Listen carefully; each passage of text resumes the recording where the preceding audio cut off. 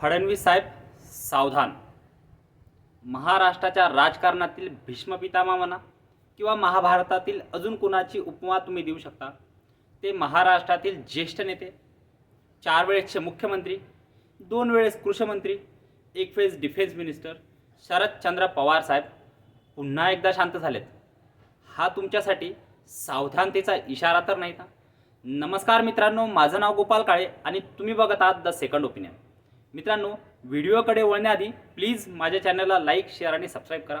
तुम्ही एक लाईक तर नक्कीच करू शकता आणि कमेंटमध्ये तुमचं ओपिनियन नक्कीच सांगू शकता मित्रांनो, जेणेकरून एक पल्स जी समाजामध्ये चालली आहे ती जाणण्याची संधी मला सुद्धा मिळेल. मित्रांनो, भाऊ तोरसेकरांनी एक सकाळी व्हिडिओ बनवला आणि त्याच्यामध्ये एक छान गोष्ट सांगितली. ती गोष्ट मी तुम्हाला परत सांगू इच्छितो, म्हणजे परत सांगून मी बोर नाही करू इच्छित, बट एक संदर्भ ज्याला म्हणतो आपण, एक ॲनेक्डोट, कोणत्याही गोष्टीचा जी सुरुवात करायची असते ती तुम्हाला सांगू इच्छितो. भाऊ तोरसेकरांनी काय गोष्ट सांगितली की घरात लहान मुलं असतात आणि लहान मुलं जोपर्यंत धिंगाणा मस्ती करतात तोपर्यंत असं समजायचं की सगळं व्यवस्थित चाललंय, मुलं हे मस्ती करतायत, सगळं व्यवस्थित आहे. पण अचानक काय होतं, घरात पाहुणे येतात, सगळे लोक येतात आणि घरातली मुलं जे असतात लहान लहान ते शांत होऊन जातात. मित्रांनो, त्यावेळेस सावधानतेचा इशारा असतो. त्यावेळेस त्या घरातल्या मोठ्या माणसाला जो लेकरांकडे लक्ष देत असतो त्याला ओरडून म्हणावं लागतं, अरे काय करतोय किंवा काय चाललंय, माझं तुमच्याकडे लक्ष आहे. जेणेकरून जे काही त्यांचं खुपरफूस चालू असतं किंवा जे काही त्यांची करण्याची इच्छा असते किंवा जे काही कृत्य ते करायला निघत असतात त्याच्यावरती एक लगाम लावता येतो. त्याच प्रकारे त्यांनी संदर्भ दिला शरदचंद्र पवार साहेबांबद्दल की पवार साहेब हे जे मराठी साहित्य जे अवॉर्ड वितरण झालं, महाडजी शिंदे साहेब यांचा अवॉर्ड हा एकनाथ शिंदे साहेबांना मिळाला. त्यानंतर नरेंद्र मोदी त्याच्यामध्ये दाखल झाले, सहभागी झाले आणि आपण ते सगळ्यांनी बघितलं की पवार साहेब जसे जसे सत्तेच्या दूर जातात तसं तसं साहित्य अकादमी असेल किंवा अजून कुठले कार्यक्रम असेल त्याचा वारंवार ते कार्यक्रम सुरू होतात आणि त्याचा फटका हा काहीतरी नंतर आपल्याला कळतो की ह्या प्रकारची राजनीती शरदचंद्र पवार साहेब खेळत होते. मित्रांनो, उदाहरण असं की गेले 3-4 आठवडे किंवा 2 आठवडे म्हणा, पवार साहेब हे न्यूजपासून दूर आहेत. पवार साहेबांची प्रकृती सुद्धा चांगली आहे आणि खरं म्हटलं तर त्यांना खरं 84 वर्षाचा योद्धा का म्हणतात हे पवार साहेबांकडून शिकायला हवं. मित्रांनो, ज्यावेळेस माणूस हा आशा सोडून देतो किंवा ज्यावेळेस माणूस हा समजायला लागतो की आपलं वय झालंय, आता माझ्याकडून काही होणार नाही, त्यांच्याकडून पवार साहेबांकडून अशा लोकांनी नक्कीच एक आशेचं किरण किंवा त्यांच्याकडे एक ज्याला म्हणतो ना आयडल म्हणून पाहण्याची गरज आहे की 84व्या वर्षी सुद्धा हा योद्धा कसं राजकारणात मध्ये ज्याला म्हणतो ना चढाघोडी करण्याचा प्रयत्न करतो, चुरघुरी करण्याचा प्रयत्न करतो किंवा ते भाकरी फिरवली वगैरे. त्यांचं हे जे वाक्य त्यांच्या बाबतीत फेमस आहे की पवार साहेब हे भाकरी फिरवतात. आता ती भाकरी केव्हा फिरवली आणि कधी फिरवणार हे त्यांचं त्यांना माहीत, पण पवार साहेब हे शांत बसणारे नेते नक्कीच नाही. काही दिवसाआधी तुम्हाला माहीत असेल की अजितदादा पवार हे पक्ष घेऊन गेले, पण अजितदादा पवार पक्ष घेऊन गेल्या सुद्धा जेव्हा पत्रकारांनी, म्हणजे शरद पवार साहेबांचे जे आवडते पत्रकार आहेत, त्यांनी विचारलं की बाबा तर राष्ट्रवादी काँग्रेस शरदचंद्र पवार साहेब यांच्या पक्षामध्ये आश्वासक चेहरा कोणता? तुम्हाला आठवत असेल, पवार साहेबांनी हात वरती केला आणि म्हटले शरदचंद्र पवार म्हणजेच मी. होय मित्रांनो, ह्या वयात सुद्धा पुतण्या पार्टी घेऊन गेला, सरकार बीजेपीचं आलं, म्हणजेच महाराष्ट्रामध्ये महायुतीचं सरकार आलं.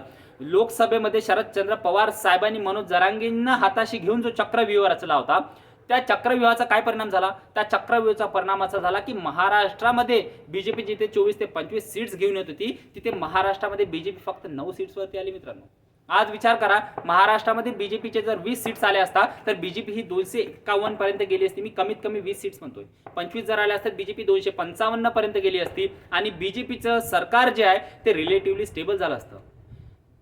एक नितीश कुमार असतील किंवा चंद्रबाबू नायडू असतील यांच्यावरती त्या प्रमाणावरती डिपेंडन्सी नसती, कारण 255 number is even closer to the 272 marks. त्यानंतर छोटे मोठे पक्ष आहे ज्यांच्याशी घेऊन बीजेपीने सरकार चालवली असती. मित्रांनो, विचार करा, ते 240 जर 230 वरती आलं असतं तर सरकार बनणं कठीण झालं असतं. मित्रांनो, होय, नक्कीच सरकार बनणं कठीण झालं असतं, कारण की काँग्रेस आणि डीप स्टेट जे बाहेरचे विदेशी शक्ती आहेत, ज्या प्रकारे भारतातली सरकार हटवण्यासाठी किंवा रिजिम चेंजसाठी जो प्रयत्न चालू होता, जॉर्ज सोरस असेल किंवा जे विदेशी लोक असेल, काही औरंगजेबाच्या औलादी भारतामध्ये ज्या असतात त्या असेल, त्यांनी जो मोदींना पलटवण्याचं षड्यंत्र केलं होतं त्याच्यामध्ये नक्कीच ते यशस्वी झाले असते. पण मित्रांनो, ओडिसा असेल किंवा अजून काही ठिकाणी असेल, बीजेपीला चांगलं यश मिळालं आणि बीजेपी मोदी 3.0 सरकार आली. पण आज मी पुन्हा एकदा बोलतोय शरदचंद्र पवार साहेबांवरती. मित्रांनो, तुम्हाला माहित असेल की 2014 मध्ये जेव्हा निवडणुकीचे निकाल लागले, तेव्हा पूर्ण निवडणुकीचे निकाल न येता सुद्धा प्रफुल्ल पटेल हे प्रेस समोर आले आणि काय बोलले की आमचा बीजेपीला समर्थन आहे. आणि कोणतं समर्थन? की कुठल्याही प्रकारची आमची मागणी नाही, बीजेपीने सरकार बनवावं, कारण की जर अनस्टेबल गव्हर्नमेंट आली तर मध्यवर्ती निवडणुका महाराष्ट्राला परवडणार नाही. हे बीजेपीचं किंवा हे शरदचंद्र पवार साहेबांचं फेमस वक्तव्य आहे की महाराष्ट्राच्या हितासाठी, महाराष्ट्राला मध्यवर्ती निवडणुका परवडणार नाही, याच्यासाठी मी पाठिंबा देतो. आता त्यांनी तो प्लॅन 2019 मध्ये उलगडला, जेव्हा त्यांनी प्रेस मीडियाला सांगितलं की तेव्हा मी गुगली फेकली होती, जेणेकरून शिवसेना उद्धव ठाकरे यांची बार्गेनिंग पॉवर कमी होईल आणि बीजेपी पासून शिवसेनेचे नातं हे तुटेल. देवेंद्र फडणवीस यांची सद्बुद्धी जागली, कारण की देवेंद्र फडणवीस हा नवखा तरुण माझ्यावरती कसा राज करेल किंवा याला तर मी असंच गुंडाळून टाकेल, ही भावना शरद पवार साहेबांची होती. पण जेव्हा त्यांना दिसलं की हा तरुण तर प्रशासनावरती मांड ठापून बसलाय, तेव्हा त्यांना वाटलं की बाबा ह्या सरकारला पाठिंबा देऊन फायदा नाही. आणि देवेंद्र फडणवीसांनी एकनाथ शिंदेच्या माध्यमातून उद्धव साहेब ठाकरे यांच्याशी संपर्क केला आणि बीजेपी शिवसेना यांची युती परत झाली. त्या 5 वर्षाचा परिणाम पवार साहेबांना हा 5 वर्षानंतर भेटला. म्हणजे 2014चा परिणाम 2019 मध्ये आला. बीजेपीला सोडून शिवसेना 25 वर्षाची युती तोडून पवार साहेबांसोबत गेली, कारण की पवार साहेबांनी हे जे झाड लावलं होतं, हे झाड द्वेषाचं जे लावलं होतं, हे झाड मिसट्रस्टचं जे लावलं होतं, त्याला फळ हे 5 वर्षानंतर आहे. टॅसिट अंडरस्टँडिंग उद्धव ठाकरे आणि पवार साहेबांमध्ये झाली आणि बीजेपीच्या जागा कशा कमी होईल याच्यासाठी प्रयत्न केला. नंबर गेम फसला आणि तिथे मुख्यमंत्री पदाची लालूच ही उद्धव ठाकरे यांना दाखवली आणि उद्धव ठाकरे नेमके त्यात जाळ्यात अडकले. मित्रांनो, आज मी परत एकदा सांगतोय की पवार साहेबांसमोरचं सगळ्यात मोठं दुखणं कोणतं? पवार साहेबांसमोरचं सगळ्यात मोठं दुखणं कसं असेल किंवा कोणत्याही पिताचं दुखणं जर कोणतं असेल तर आपल्या मुलाला किंवा मुलीला आपल्या डोळ्यासमोर स्टेबल करणं. आता तुमच्या मनामध्ये हा प्रश्न येऊ शकतो की सुप्रियाताई ह्या काही पॉलिटिकली स्टेबल नाही का? सुप्रियाताईजवळ धन, संपत्ती, पॉलिटिकल पॉवर, सगळ्या सोशल पॉवर, सगळ्या गोष्टी आहेत. होय मित्रांनो, पण मित्रांनो ते म्हणतात ना, जो पार्षद असतो त्याला आमदार व्हायचं असतं, त्याला नगराध्यक्ष बनायचं असतं, त्याला आमदार व्हायचं असतं, आमदार झाल्यावर त्याला मंत्री व्हायचं असतं, मंत्री झाल्यावर त्याला मुख्यमंत्री व्हायचं असतं, मुख्यमंत्री झाल्या केंद्रीय मिनिस्टर आणि केंद्रीय मंत्री झाल्यावर त्याला प्राईम मिनिस्टर बनायचं असतं. कारण की there is no end to greed. म्हणतात ना की there is enough for need but not for greed. माणसाच्या आवश्यकतेसाठी सगळ्या गोष्टी आहेत, पण माणसाची लालूच याच्यासाठी तुम्ही कुठपर्यंतही जा, त्या गोष्टी तुम्हाला पुरणार नाहीत. पवार साहेबांचं स्वप्न काय? पवार साहेबांना असं वाटत होतं की अजितदादा पवार हे माझ्यापासून दूर जातील पण पॉलिटिकली सर्व्हाइव्ह नाही करू शकतील. काय की महाराष्ट्रामध्ये ज्या प्रकारचं वार किंवा ज्या प्रकारचा जातीय वाद हा गेल्या 1-1.5 वर्षापासून पसरला होता, तो हा जातीयवाद कुणाला लाभकारी होता याचं जर सरळ तुम्ही उत्तर जर घेतलं तर ते शरदचंद्र पवार साहेबांना. कारण की मराठा वोट बँक ही बीजेपी पासून दुरावू लागली होती. कारण की ज्या प्रकारचा प्रचार हा मनोज जरांगे पाटील यांनी बीजेपीच्या अवतीभोवती केला की देवेंद्र फडणवीसांनी बीजेपीमुळे मराठ्यांना आरक्षण मिळालं नाही. ते सत्य काहीही असू, त्या सत्यामागचं कुठल्याही प्रकारचं अनालिसिस हे जरांगे पाटलांनी केलं नाही, कारण की ते त्यांचा जो नॅरेटिव्ह होता त्याला सूट करणारं नव्हतं. त्यांचं बरोबर होतं, जे सत्तेत राहील त्यालाच आरक्षण मागेल, हो बरोबर आहे, मान्य आहे. पण याच्या आधी जे लोक सत्तेत होते त्यांनी सुद्धा आरक्षण दिलं नाही आणि त्यांनी सुद्धा मराठा समाजाची फसवणूक केली. या प्रकारचं वक्तव्य मनोज जरांगे दादा पाटील यांनी कधीही दिलं नाही, कारण की ते त्यांना सूट होणारं वक्तव्य नव्हतं. कारण त्यांची फंडिंग कुठून होत होती, त्यांना सपोर्ट कुणाचा होता, ह्या सगळ्या गोष्टी आपल्या डोळ्यासमोर होत्या.